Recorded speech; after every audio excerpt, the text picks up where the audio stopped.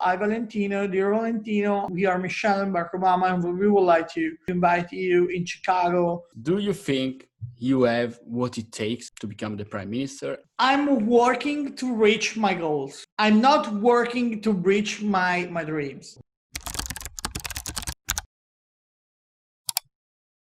Hello everyone, it's Andrea and Simone, and we're here today with Valentino Magliaro. Hi guys, thank you for this invite. Thank you very much for coming. You went from being a beautician, if I'm not mistaken, to being in Forbes under 30, to being selected as the Italian civic leader for the Obama Foundation, and now you founded Human to Humans. And Human to Humans is a network, I would say, of people that wants to create an impact, a positive impact on society, and through, for example, letting people, firms, and the school system meet through educational projects, again, to create this kind of positive impact. Yeah. And I've seen from your website, from the website of Human to Humans, that there's kind of a formula for that, like purpose, people, innovation? Impact. Sorry. So can you just explain what this formula means? Because I was looking at that and I'm just wondering whether you could give us some more details about that. Yeah, like Humans to Humans is a name that you can catch and you can think what we do. We are a firm that is going to redesign the CSR program of the corporation. And what we are doing is let that companies and corporation can reorganize, replace their CSR programs, and we are creating edutainment programs, edutainment project that can create a match through public schools with corporations. Less that the human beings' knowledge can go ahead and create something for purpose and to the people, so that these people can create something that can create an impact in the world. So that's why we create this formula that is purpose, people, impact, because with the purpose of corporation, we can have an impact on people, and this impact can create an impact to them communities or people they met across, not only with our project, but with them ideas and knowledge and so on. When younger, people tend to be more individualist when it comes to their education. They prefer to accumulate knowledge first and then eventually spread it to others. And nonetheless, you decided to focus more on a collective vision by participating in many educational projects, so which culminated in Expo Giovani. And I would like to know, what was the driver behind this? Since I was a teen, when I was the representative of the students and I was on the board of students where I studied, I had the opportunity to bring the instance of students and talk with companies and talk with all the actors that are outside of the public schools. I think that if I can bring something that is out of the school and can bring into the school for students, we can create something that the older people can be more curious on, something that they can't catch inside the school. And it was the 2011. So growing up with this mindset, Expo 2015 began in Milano. So we started thinking that Milano had the opportunity to host the world, host more than 191 countries and nationalities from all over the world. Milano can be the center of the world for 6 months. So this is a great opportunity to create more engagement through people that they can't meet in a real way. So I started doing that with Expo Giovani, and after that with Expo Scuola. That was my home project, Expo Schools. And I start counting what will be Expo in 2015. So, and start doing that 2 years before. And I will do that again for the Expo Dubai that is postponed in 2021. So what I do is going to the schools, to public schools and to public meetings, and start talking about the opportunity of Expo to students and to youth people. We met over than 100,000 students, and 70,000 students came at Expo 2015 after what we do, telling in meetings people that what the opportunity had Expo 2015 for them. But have you ever thought in, I don't know, maybe during exactly the Expo Giovani period, have you ever thought that maybe you were too young to face such a challenge? Yeah, because all media, all politicians start talking about the negativity of Expo 2015 in Milano. Some politicians said that Expo 2015 would be only a mafia expo. Some public media said that they never are going to finish Expo before the regular stars. And I said to my mind, so that's such a unique opportunity for Italy. The next time that Italy will host Expo will be more than 100 years from 2015. So we can't be late. And this will be a great opportunity. And I start talking about the positivity of the Expo when nobody does that before. So we were a few group of people that start doing that project, following what Giacomo Biraghi, a senior advisor for Expo 2015, that started doing, and it was Expo Ottimisti. So, and we are going to spread that, no, Milano will do Expo 2015 and will be great. And we start pushing that 2 years before, and after that, we were selected as the most influencing people around the world, most influencing about Expo 2015. So, as I was mentioning before, in your work and in your, let's say, life philosophy, in a sense, I can see a lot of touch points between you and Beeline, because we both share similar values in the sense that we both want to connect people, create value, and share knowledge. But one difference that we've seen is that you're trying to do that in kind of like as a mediator, in a sense that you are there and you are the one that connects the people together. Whereas what we're trying to do is more like a community approach. So we kind of bring people in and then everyone just shares with other person. So my question would be kind of like, have you ever thought about these kind of duality in a sense? And if you have, what made you choose one over the other? Well, for me, it's not about how to be influenced on people. It's not about influencing. It's about to be a role model that matters the most for me. If it can be a role model for other, I'm doing great. I can be influenced on something like education. But for me, it's not important how to be influencing on others. I can be a role model for the attitude that I can, the attitude that I have on everything I do. Well, I change a lot of my work, a lot of my jobs during my short lifetime. My first job was start doing the nails for women, because I work in that small company that create products for women. And in a day, the girls that work for us quit. And we had to run away to work because we were in July and a lot of people come across, so we can lose money. So I started doing a course for myself during the night for 2 days in a row, and I started learning how to do that. And I do that for 8 months. That is attitude. I had an attitude to learn how to do something that because we needed it. That's what I would like to be influenced on, to shape your attitude. And if I can be a shaper of attitude to others, that means that I can be a role model for others. And that's my focus point. So it doesn't matter, I'd say that the key point in here, it doesn't matter where you start from. It's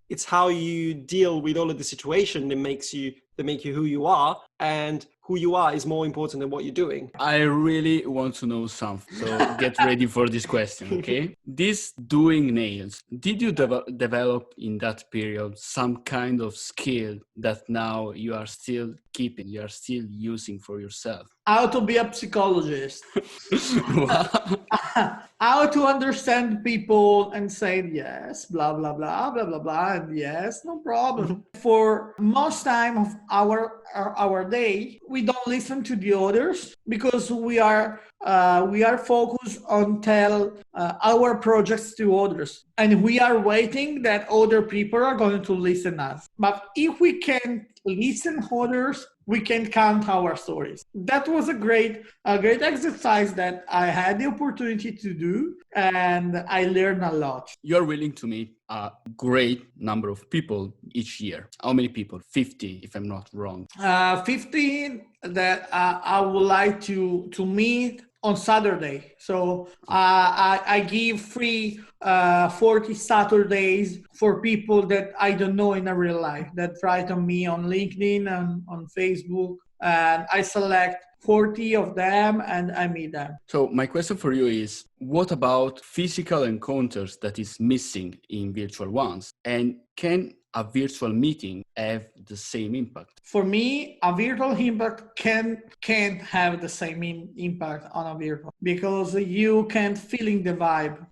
You can perceive that, but you can measure that. I can feeling your humor. I can feeling if you are concentrated or not, if you are in trouble or not. Virtually, we don't have this feeling.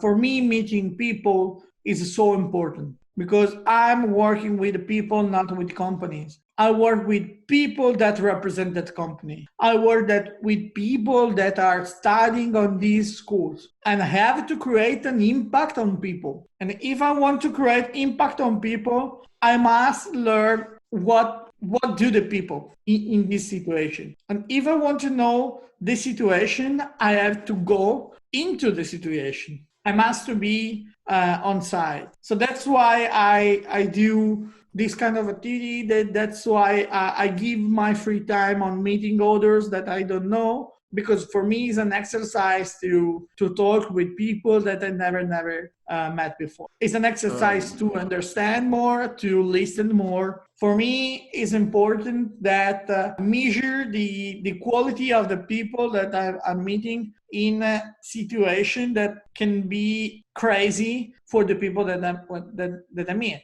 Again, connecting people is one of your main goals, one of the most important tasks that you set yourself. Do you think that the rise of technology and globalization has helped this desire, or rather it has impeded it? Because most of the time people say, oh, social media create more distance than they actually feel. Do you think that's the case? Yeah, I think that's the case, because with social networks you can meet everyone, but you are not meeting for real. And social networks bring that the mindset that you can say something to everybody. You can go on Twitter and tweet to the president of the United States, and maybe the president can answer back on you. That is not the real life. When you meet someone, you can't say everything that you want. You have to control yourself. You have to manage the situation. You have to understand the vibe. You have to talk in a particular way, because situations are different. On social networks, the situation is the common for everybody.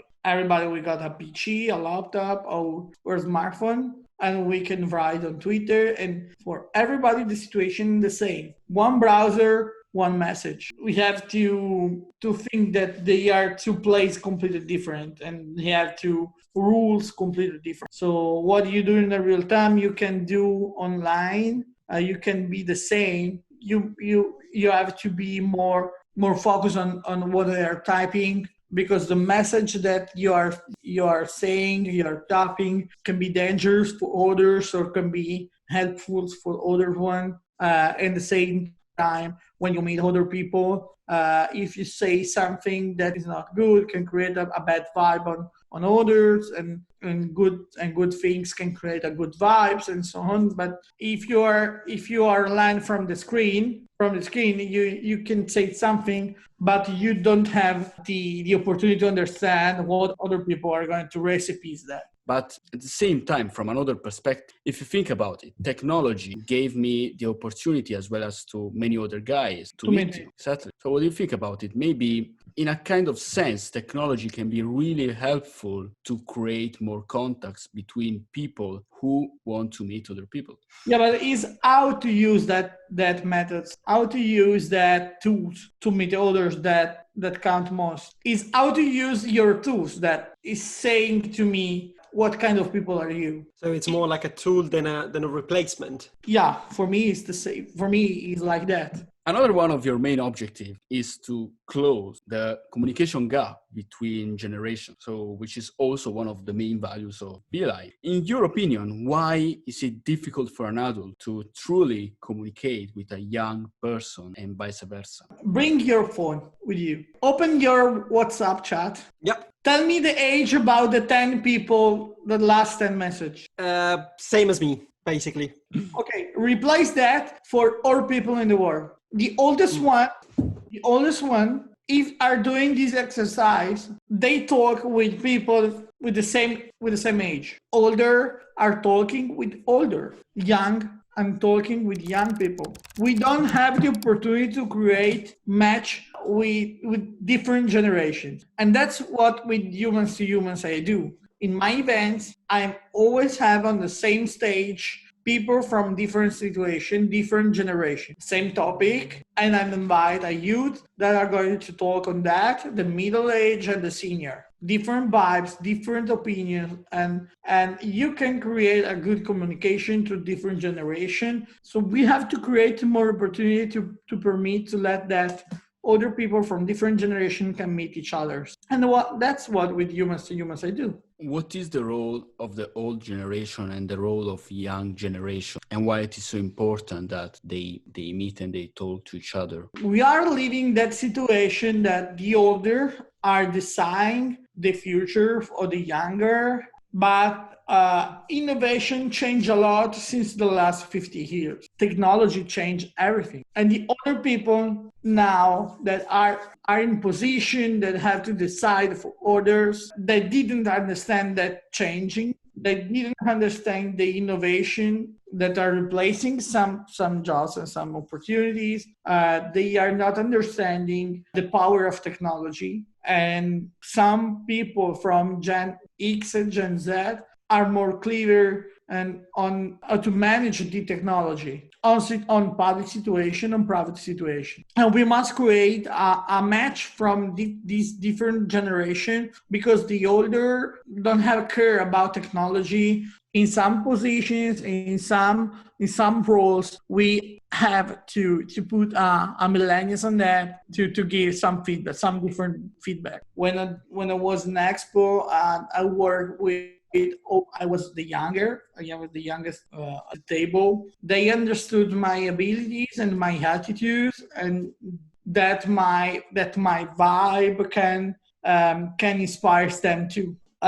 Also, I was able to not going a lot on top of them. So I understood what was my seat at the table. And I never changed that. So I even though that my seat is on that place, I can think that maybe in 3 days I can replace my seat with the other more comfortable. You have to manage your comfort zone and to adapt on the situation. If you are in a group on older people, your comfort zone maybe is not in the zone. So you have to create your comfort zone inside that area. And that's right. An attitude. During an interview, you were talking about the fact that for you, there's no real stupid question and curiosity should always be encouraged. I'd say that's true up to a certain extent. Could you give us some more details about this? I mean, do you actually agree with this, or is this what you think? You have to understand that all people are going to judge you, even if it's your mate, or even if are 2,000 people, or even if that video are going to go to 1 million views on YouTube. If you are clever, if you are smart, if you are going to say something interesting, people are going to concentrate on what you're going to say. You have to be ready every day, every hour, every time, on something that people want to ask you, on something to people that want to learn more, on something that want to that are expecting from you. Okay, so you would say it's more about, again, there are no stupid questions, there are stupid answers. Exactly. So you must be ready, because questions can be stupid, because people don't know people want to learn something, and people want to ask you. I can ask you everything. It's about what you said back. Yeah. That create a connection through the questions and to the answer. So it depends on you. When we met the last time, okay, because we had a really interesting conversation Yeah. about if dreams and life objectives should coincide or not. Yeah. And you believe that the two may actually not coincide. After a year, what is your opinion about it? My dreams are not the same about my goals. So I'm working to reach my goals. I'm not working to reach my dreams. So maybe my goals will be to be a great manager in 10 years. And I have to do path that if I would like to be a great manager in 10 years and I would like to grab these results, maybe I have the mini tortoise path before to reach that goal, okay? In 10 years, maybe I'm not here, I'm here. This is my goal. I'm not here, I'm here. Am I failed? I'm thinking not. So I didn't fail because maybe here can be quite good for me. But imagine that if that would be my dream. And if I'm here in 10 years. Have I failed? For me, yes. That's why I'm not working on my dreams and I'm working on my goals. Because at this time of my life, I'm not in the situation to fail on my dreams. Because I don't know how I can react on that. I don't know how can I react on fail on my dream. Because it's not necessary to have 10 different dreams, but I can have 10 different goals. So I can work in a different way, in a different mood, in 10 different goals at the same time. One is here, one is here, one is here, one is here.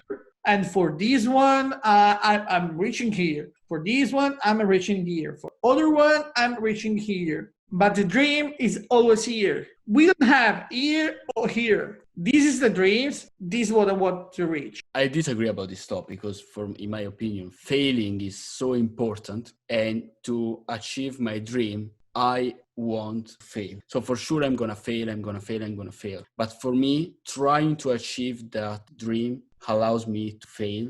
And having these failures, I can really grow and I can really become better. Are you sure that fail is a good point? For my previous experience, I would say yes. My failures led me to my greatest achievement. When you failed, was a good vibe? Well, no, but after going down...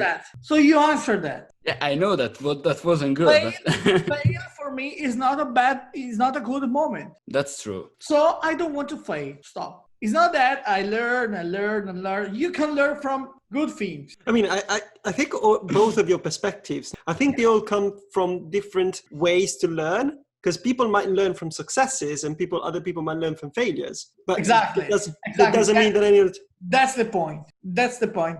I prefer learn from good things and from success even than fail. What I think is it's better to learn what you did wrong than to learn what you did right. Because sometimes, of course it depends on the context, but sometimes you might did something right and you don't even know how. But you always know why you failed. But for me, is such different things to do bad and fail than do not try. You can make something in not a perfect way and maybe in not the right way. Not for that, you're going to fail. Fail for me is even more. So that's why for me is bad fail on something. In 2017, you had the chance to meet former President, US President Barack Obama as the Italian civic leader in the Obama Foundation. Yeah. And we just want you to I know you probably have done this so many times, so talk us through this meeting, but in particular, how big of an impact it had on you. And did you ever think you were out of place when you met him or did not even deserve to be there? Well, what's something that I can think that can happen to me never in the lifetime. So it's something that is coming to you and you can think either now, so that it's like the answer that why me, and then you answer back, so why not? So I done a lot before, and in 2017 I received that mail that asked me, so why people said that you are a future leader? And I answer back, so hi Michelle, hi Barack, I'm Valentino, and classic emails. I'll be the next Italian Prime Minister because every year work with 1 million students in 10 years. I will work with 10 million students. And in 10 years, if 10 million students will go back to home and said that to them parents are 30 million people, and 30 million people is going to vote, I'll be the next Italian prime minister. It's simple, it's mathematics. And then I wrote on my answer that the goals that I achieved, the projects that I managed, the students that I involved. And after 3 months, I received a letter back. So, hi Valentino, dear Valentino, we are Michelle and Barack Obama, and we are glad to invite you in Chicago with other 300 people from 100 countries in the world to attend the summit of the Obama Foundation, the first international summit of the Obama Foundation. So that changed me a lot. That changed me a lot because I never went to United States. So I went to Chicago, and I were just in this room, and we were 35 people that start talking, and it's like a circle table conversation to present seven, and they start one girls from Pakistan. So we have 1 million women to reach that entrepreneurial girls. The other one came from South Africa, and said so we have more than 200,000 people on these kind of issues. And the other one said, so I'm Catherine, the CEO of the Wikipedia. And the other one said, okay, I work with Bill Gates and with Prince Harry on mental health issues. And I said, so why? So that's crazy. I'm Valentino, I'm from Italy. And then at the same point, someone knocks the door, and we're Barack Obama with the jacket opened up, and a cup of Starbucks on the hands, and said, hi guys, I'm Barack, how are you? It's fine, okay. So you can have a conversation with us, and it was all simple. So we had conversation like human beings. Even all the people on the same table are really leaders on the zone that they work. And I started thinking that I can do something, but I were not at the same level of them. So that changed me a lot, because when I come back, I said, okay, that's now my point, my goals that I have to reach. I'm here. I was thinking that I was here, but really I was here. So I had to learn more in these 2 years to reach the same level to other people. So that's what I understood from the opportunity that I had at the Obama Summit, to meet people that are having a great impact in the world, that are shaping millions of people on doing something good for others. So did you feel the pressure? I'm feeling now the pressure, because in every situation that I have to speak to others now, I count what I say, because it's important, because words matters, because people matters, and what people understood from you matters most, because the other people are going to listen to you, then after the meetings are going to meet someone others in the other part of the world and start talking. So you must be present, you must be ready, you must be leader in every situation. Which I think brings us to our last question. Yes, definitely. Our last question is being a leader. And I have 2 main questions. So in many interviews, you have said that you want to become prime minister by 2029, as you said earlier. So 2 questions. Do you think you have what it takes to become the prime minister? And the second question is, what defines a leader, and what awareness should it have on its impact on society? The first question is not. At the moment, I don't have nothing to be a prime minister. Be prime minister, for me, it means that you are in the position to select the best people that can make something great for others. Be a prime minister, it means like be an HR manager, because you have to select the best team possible to solve important issues for 60 million people. And you are in a situation that you have to represent these 60 million people, to represent a country, to all the other countries in the world. You have to learn. You have to be able to meet people. You have to be able to speak clearly to others. You must be a great listener. You must select people that are better than you on vertical topics. And last things, you must be able to talk with everybody, with different generations. What I'm doing is with human to humans, with other projects and activities, is training these skills. And if I train these skills in 10 years, probably I will be in the position to be a prime minister. And second question is how to be a leader.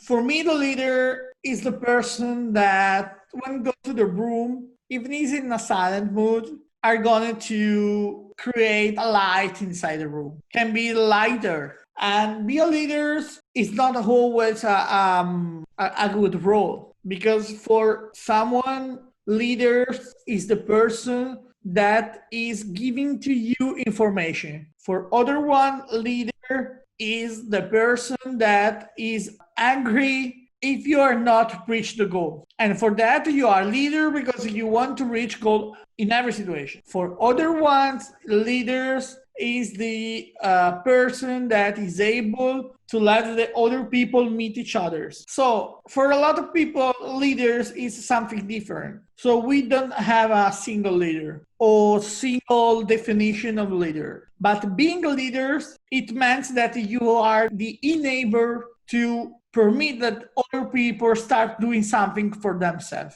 and be inspired from you. So if you, after that conversation, go away and start talking to others about that conversation, and you are going to build something new, to think something new, to change your mentality, it means that probably I'm a leader to you, because I shaped your mind to do something. It's like, if I'm a leader, I don't want you to be like me. I want me to let you be yourself. Exactly, that's the point. And this is kind of something you perceived when you met Barack Obama. I was thinking that he was a leader to me because he let me meet other 300 people that are greatest than me, and I had the opportunity to meet them and to talk with them, to create leadership and to create more effort where I live and where I create my project. So That's it great. let me have more impact on what I'm doing. I understood how to have more impact on what I do.